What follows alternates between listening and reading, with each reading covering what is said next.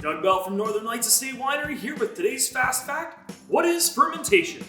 Sometimes people talk about fermentation like it's something that's just brand new, but it's been done for thousands of years. Fermentation is the number one important part of the process when you're making any alcohol or vinegar.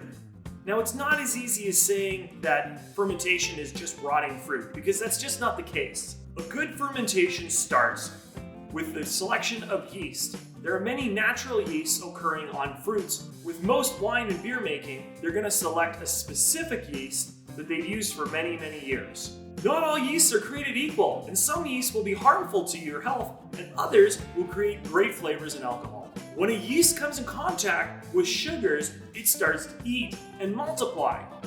It will multiply and multiply and multiply and create more yeast, which is going to eat more sugars.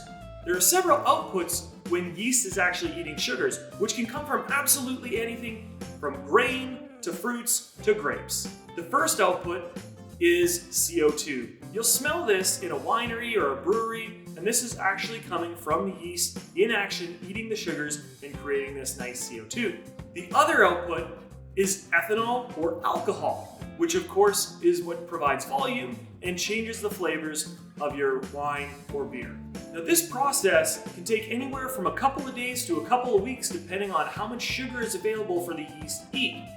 Yeast will actually kill itself off because alcohol, which it produces, is not suitable for it to live in over time.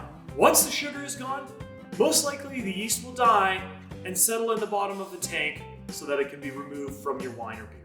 So to round it out, the whole process is the fermentation process from the time that the yeast encounters the fruit, then ferments with the sugars to create alcohol and CO2 and make the wine or beer that we all enjoy. Subscribe to our YouTube channel for more information on winemaking, wines, fruit wines, culture, and more.